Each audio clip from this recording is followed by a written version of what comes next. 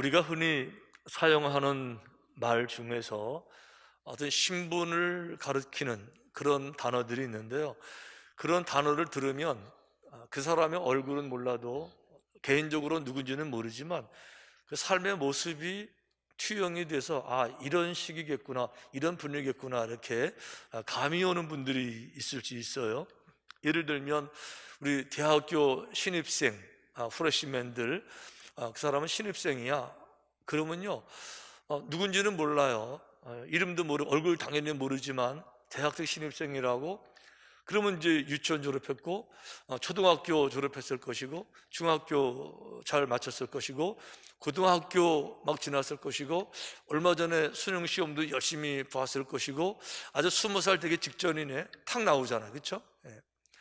자, 우리도 주변에 그분은 해병대야. 탁 나오면요, 해병대요.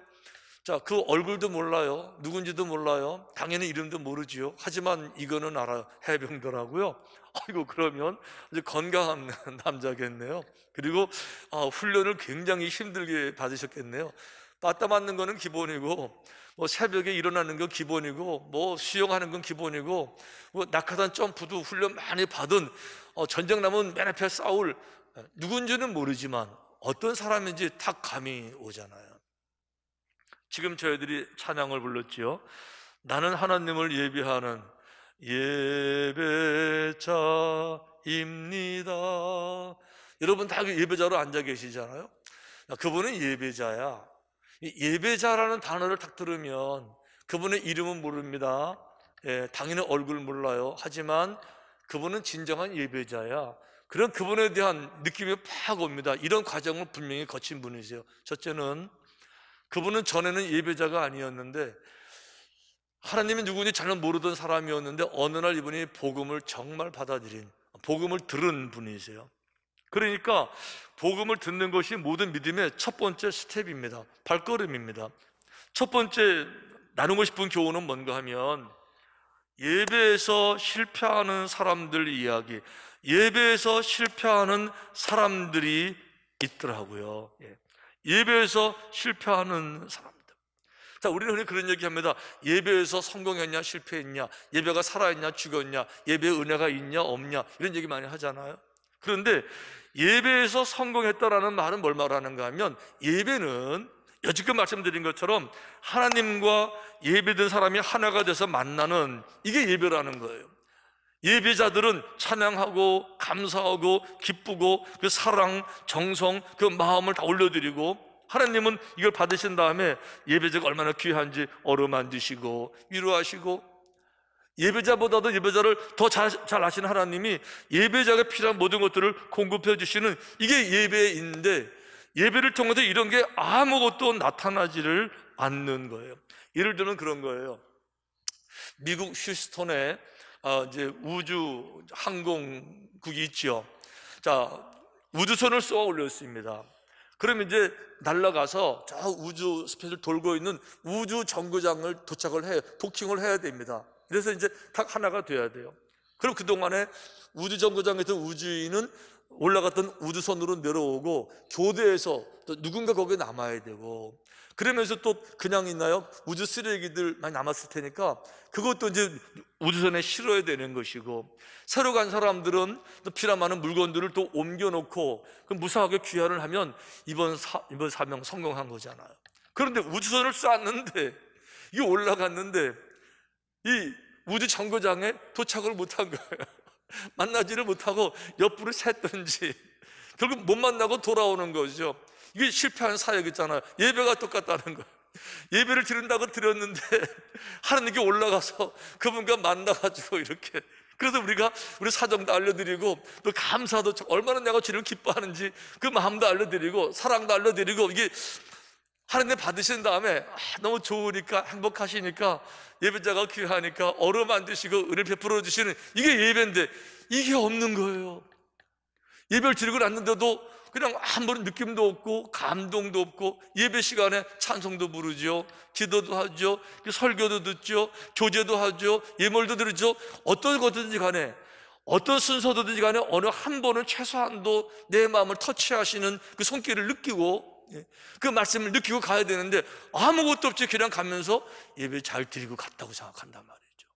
그러니까 예배에 실패하는 사람들, 자, 오늘 성경을 보니까 창세기에 보게 되면, 자, 예배 실패한 가인의 얘기 이렇게 얘기합니다.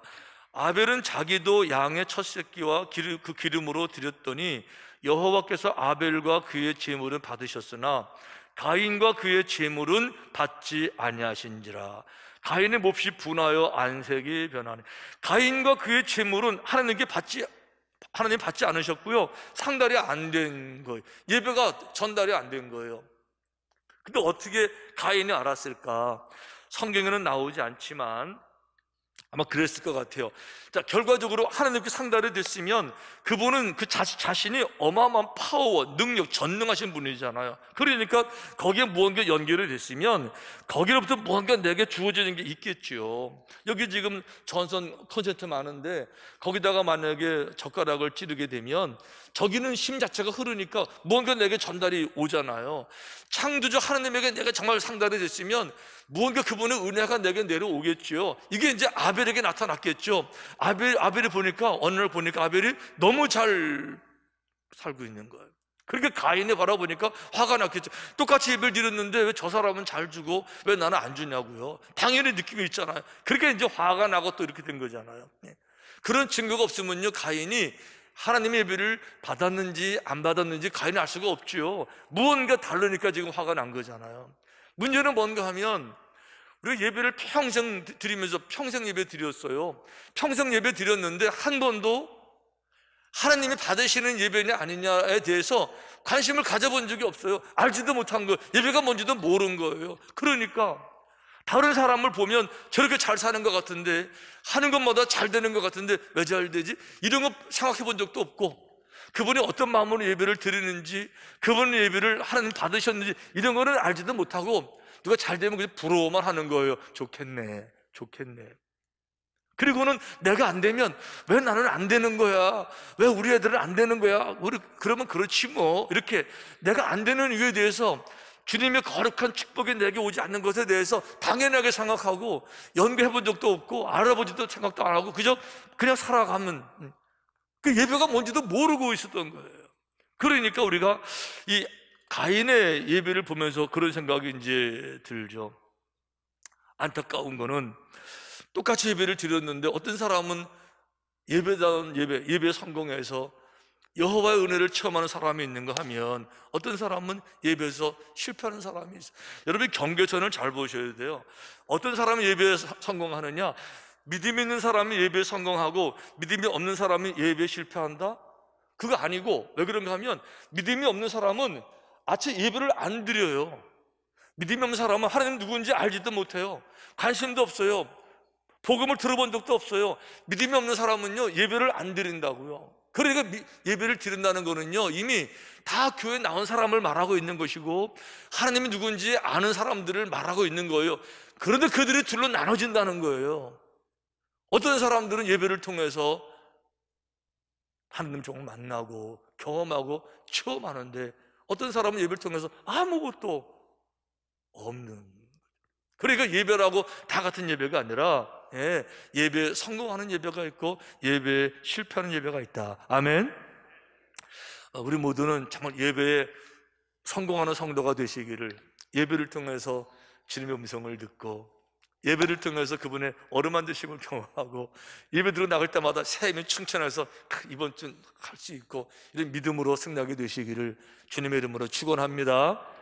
자, 두 번째 지혜는요, 자, 따라해 보십시다. 준비부터 예배이다. 자, 예배는요, 다 같이 모여서 예배 시작하시겠습니다. 묵도하십시다. 이게 중요한 게 아니고 예배를 준비하는 태도부터가 벌써 예배고, 하나님은 예배 묵도하는 것부터 바라보는 것이 아니라 예배를 준비하는 것부터 벌써 다 보고 계신다는 거죠. 바라보고 계신다는 거예요.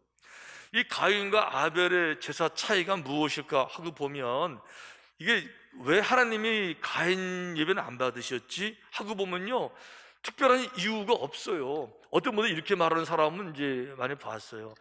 아벨은 양을 잡아서 피를 드렸으니까, 속죄했으니까 받으셨고, 가인은 농산물을 드려서 안 받으셨다라고 말하는 분이 계시는데, 그건 좀 해석이 안 될 것 같아요. 왜 그런가 하면, 피를 잡아서 제사 드리는 거는요, 이 시대보다 훨씬 후대에, 저 모세 시대까지 가서 레위기 하신 말씀이거든요.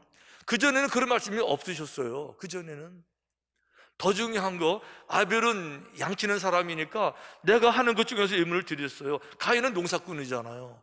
그럼 당연히 농산물로 예물을 드려야죠. 또 농산물로 예물 드리는 게 많이 나오잖아요. 추수감사절, 맥주절 다 농산물이잖아요. 그러니까 그 해석은 안 맞는 거예요. 그런데요, 딱 하나 두 사람의 차이가 나는 유일한 단서 한 가지가 있는데, 아벨은 이렇게 말했어요. 아벨은요, 첫 번째 새끼, 이렇게 봐요. The firstborn of his flock, 이렇게 나와요. firstborn, 첫 새끼라는 거죠. 첫 것째가 중요하다는 거죠. 양을 치는 사람인데, his flock이라는 말은 양떼들을 말하는 거예요.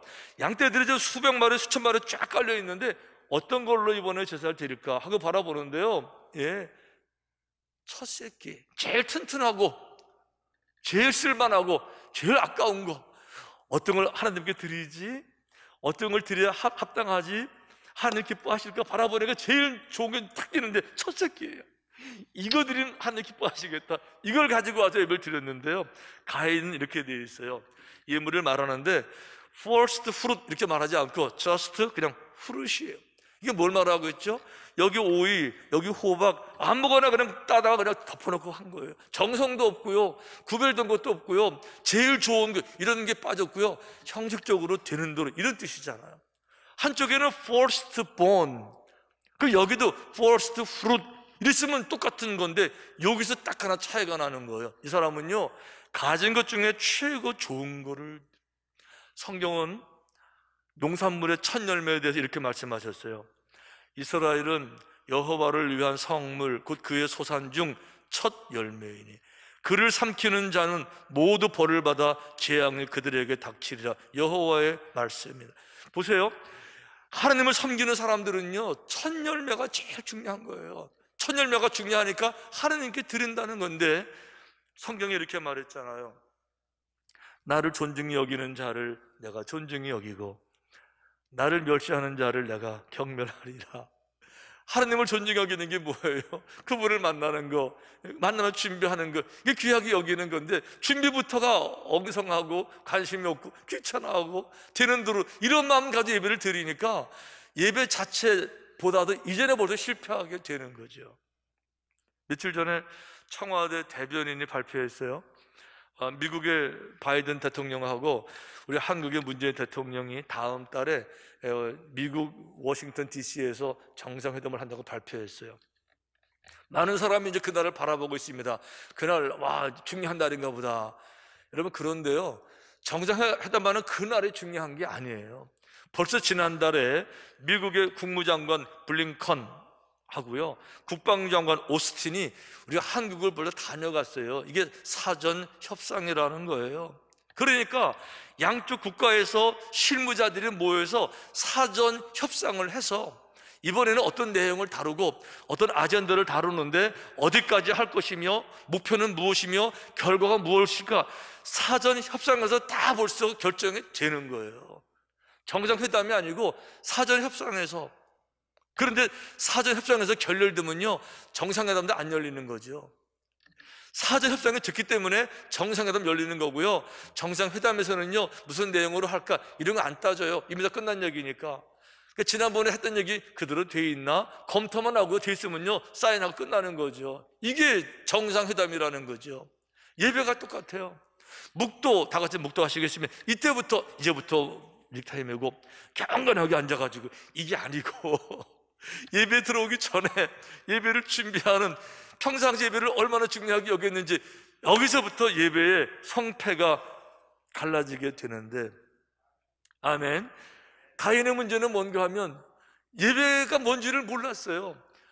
예배를 받으시는 하나님에 대한 관심이 없었어요. 내가 예배가 뭐냐, 하나님을 만나는 거다. 그럼 그분이 뭘 좋아하실까, 그 정도는 알고 모여야 되는 거 아니에요? 이걸 몰랐던 거죠. 그럼 하나님은 어떤 예배를 기뻐하실까? 성경에 이렇게 나와 있습니다. 하나님께서 구하시는 제사는, 자, 제사 예배예요. 하나님께서 구하시는 제사는 상한 심령이에요. 마음이 상했어요. 왜 상했냐? 화가 나서, 속상해서? 이게 아니에요. 왜 상했냐? 하나님이여, 상하고 통회하는 마음을, 통회하는 마음. 내가 나를 돌아보는데 너무 부끄럽고요, 내 인격, 내 삶의 모습, 내 삶의 열매, 모든 환경들 다 돌아보는데 너무너무 창피한 게 많고 죄를 많이 지었고 너무 어리석고, 그러니까 나를 돌아보면서 하나님 너무 죄송스럽고 부끄럽고 자격도 없는 나, 이런 마음 가지고, 그러니까 이런 마음을 가지고 나오는 사람들은 하나님이 그들을 얼마나 귀하게 여기시는지 그들을 멸시하지 않으시고, 상한 마음으로, 회개하는 마음으로 나오는 모든 사람들은 어루만져 주신다라고 성경이 약속을 해주고 계신 줄로 믿습니다. 이 마음인데 교회를 나올 때 이런 마음으로 나온 게 아니에요. 돌아온 탕자처럼, 하나님, 나는 주님께 나올 자격도 되지 못하고 나는 얼굴 줄 수 없는 죄인인데 그저 내가 손들고 주님께 옵니다. 이러면 하나님께서 아버지처럼 쫓아나가셔서, 하나님은 인간이 얼마나 약한지 다 알고 계시니까, 어쩔 수 없는 죄인인 거 다 알고 계시니까, 죄를 짓는 인간인 거 다 알고 계시니까, 죄를 짓는 건 어쩔 수 없더라도 그 죄를 미워하고 그 죄를 부끄러워하고 회개하는 것, 이거 진실한 마음이잖아요. 그 진실한 마음만 있으면, 조금만이라도 진실한 마음이 있어서 다른 사람 바라보면서 책망하고 바로잡고 야단치고 이것이 아니라 나를 돌아보면서 작은 지식을 가지고 나를 바라볼 때 너무 부끄러워서 주님 정말 죄송하고 저를 용서해 주시고 안타까운 이 상한 마음을 가지고 있기만 하면, 진실은 진실과 통하는 거니까 진실은 하나님께서 이 진실의 양을 보시고 쫓아오셔서 어루만드시고 위로하시고 치유하시고 만나주실 텐데, 바리새인들은 그런 예배를 드리는 게 아니에요. 하나님 감사합니다, 하나님 믿게 해주셔서 감사합니다, 그리고 저 사람들하고 다르게 해주셔서 감사합니다, 세리도 멸시하고 창기도 멸시하고 저런 사람 같지 않은 거 감사하고, 자기 우월감을 드러내고 자랑하고 직분 자랑하고 이렇게 바리새인 자랑하고, 그런 예배를 드리면서 예배라고 생각하니까 한 번도 하나님 앞에 상달된 적 없고, 하나님은요 진실한 분이시기 때문에 죄를 짓지 않으면 참 좋겠지만, 우리가 죄를 짓지 않고 살 수 없는 존재를 너무 잘 아시잖아요. 그러니까 죄를 짓더라도 그것 때문에 괴로워할 수 있는 사람, 그것 때문에 좀 울 수 있는 사람, 나를 돌아보면서 자기에게 실망해서 울기도, 하나님 저는 정말 부족한 사람입니다, 한 번쯤이라도 자기 자신에 대해 처절하게 부족함을 인정할 줄 있는 사람, 그런 사람들은요 도와주고 싶으셔서 막 기다리고 계시죠. 돌아오라고. 중요한 거는 준비부터 예배인 줄로 믿습니다. 좀 더 나가 볼까요? 세 번째는 재물보다 더 중요한 것은 마음이 더 중요하다. 지금 뭐 양을 드리냐 피를 드리냐 농산물을 드리냐 이런 게 중요한 게 아니고요, 그 마음에서 그 마음이 어떤 마음으로 예배를 드리냐가 훨씬 더 중요하다, 이런 얘기하고 있는 거예요. 농사 얘기해 볼게요. 농사하는 분들에게 겨울은 긴 시간입니다. 긴 겨울 다 지나고 나면요, 이제 지금 막 이제 봄 됐어요. 이제부터 막 뭐 그 씨 뿌리고 이제 김 메고 이제 뭐 벼도 심고 하잖아요. 자, 5월, 6월 지나가면서 이제 꽃 떨어진 자리에서 이제 무언가 열매가 맺히기 시작하고, 호박도 그렇고 오이도 그렇고 수박도 열리잖아요. 처음부터 큰 수박 열리는 게 아니잖아요. 조그만 꽃몽울이 수박, 이게 이제 커지면서 호두만 했다가 점점 커져서 이제 자두처럼 됐다가 사과만큼 커졌다가 나중에 어린애 얼굴만큼 커졌다가 나중에는 큰 수박이 되는 거를 농부는 날마다 보고 있는 거예요. 그러면서 이 많은 나무들 중에 어떤 수박이 제일 빨리 자라는 것도 보고 있고요, 늘 물 주면서 기대감을 가지고 빨리 크기를 바라보고 있겠죠. 어느 날 보니까 다 익었어요. 더두면 이제 썩을 것 같아요. 따야 됩니다. 땄을 때요, 중요한 건 그분에게 늙으신 아버지가 계셨어요. 걷지도 못하시고 이제 90이 넘으셔서 이제 힘드신 활동 아버지가 계셨어요. 그런데요, 이걸 딱 땄을 때 그걸 아버지 갖다 드리겠어요? 아니면 자기가 먹겠어요? 자, 내가 수고했으니까 자, 나는 내가 먹겠다 하면 손 들어봐요. 아니면 난 이거 우리 아버지 갖다 드려놔. 손 들어보세요. 결국 둘 중에 하나예요. 이런 사람은 자기가 먹어요. 자기 아버지 바라보면서 아니 왜 빨리 죽지도 않으시는 거야. 빨리 죽으셔야 되는데 왜 이렇게 오래 사셔가지고 힘들게 하지? 아니 그냥 아유 빨리 가셨으면 좋겠구만. 그거 다 수발 들어야 되고 다 신경 써야 되고 아유 참 지긋지긋해. 이런 사람은요 본인은 얼른 따서 먹을 거예요. 그렇죠? 그런데요 연세와 관계없이 아버지를 바라보면서 우리 아버지, 내가 존경하는 우리 아버지, 내가 사랑하는 우리 아버지의 인격, 우리 아버지의 품격, 그분의 삶, 최선 성실, 난 아버지를 따라갈 수도 없는, 더 중요한 건 내가 생명을 준 우리 아버지. 정말 아버지를 귀하게 여기는 사람들은요 그걸 자기가 먹겠어요? 갖다가 아버지 드리겠어요? 말할 것도 없죠. 그거 따다가 아버님 오늘이요 수박 열렸어요. 그 아버지가 다 늙은 아버지가 그러냐? 예 아버지 한번 잡숴보세요. 예배가 똑같은 거예요. 예배가 귀찮고 예배가 어렵고 예배가 부담되고 예배 문제가 아니고 하나님을 그렇게 생각하니까 그렇게 말하는 거예요. 하나님이 안귀하니까 그렇게 말할 수 있는 거예요. 하나님이 정말 귀하게 느껴질 것 같으면 그렇게 말할 수가 없어요. 하나님 만나는 거 감사하고 최선을 다하고 정성을 다하고. 여러분 이스라엘 백성들이 출애굽해서 이제 광야 한가운데 도착하는데 바로 거기가 시나이 반도 시내산 앞입니다. 하나님께서 그 시내산에서 백성들을 만나 주시기로 하셨고 이렇게 말씀하셨어요. 준비하게 하여 셋째 날을 기다리게 하라. 이는 셋째 날에 나 여호와가 온 백성의 목전에서 시내산에 강림할 것임이라. 하늘에 계신 하나님이 드디어 이 땅에 시내산 위에 직접 오셔서 강림하신다고 모세를 통해서 백성들 알리게 하시고 준비시키셨어요. 그러니까 백성들은요 한 번도 이런 적이 없어요. 아브라함의 하나님은 알지만 하나님이 이 땅에 강림하신다는 적은 없었는데 이번에 강림하신다는 거죠. 그러니까 백성들이 긴장해서 하나님이 우리 가운데 강림하시는데 저 산에 오신데 이렇게 되니까 얼마나 긴장하겠어요. 그런데 하나님이 뭐를 준비시키시는가 하면 여호와께서 모세에게 이르시되 너는 백성에게로 가서 오늘과 내일 그들을 성결하게 하며 그들에게 옷을 빨게 하고, 모든 백성들을 성결하게 하고 그들에게 옷을 빨게 하라는 거예요, 백성들한테. 그런데요 이거 그냥 지나가면 무슨 말인지는 모르는데 이게 큐티가 필요해요. 옷을 빨게 한단 말이 무슨 말인지 보세요. 그 백성들에게 옷을 다 빨게 하라는 건데요 중요한 건 거기가 광야라는 거예요. 광야에는 물이 없는 지역이라는 거예요. 그동안 물이 없어가지고 얼마나 많은 고생을 했습니까? 마라의 쓴물 사건 아시죠? 먹을 물이 없잖아요. 오직하면 불평하는 게 물 달라는 불평이었어요. 그동안에 반석을 쳐서 간신히 먹을 물 있는데 빨래를 몇 명이 해요? 10명만 하는 게 아니에요. 200만 명이 다 해야 돼요. 남자들만 60만 명인데 부인들 120만, 한 집에 애들 둘, 그러면요 200만 명의 빨래하려면 물이 얼마나 많이 필요하겠어요. 지금 마실 물도 없어요, 여러분. 물 때문에 이 고통을 당했다고, 광야라고요. 그런데 하나님께서 강림하신다고, 내가 내려간다고, 나를 만나기 위해서 내 백성들이 빨래하라 그럴 때 백성들 어떻게 했어요? 이게 말이 됩니까? 어떻게 빨래를 어떻게 여기서 빨래합니까? 물이 없는데요, 마실 물도 없는데요. 이렇게 말하는 사람은 한 명도 없었어요. 한 명도 없었어요. 한 명도.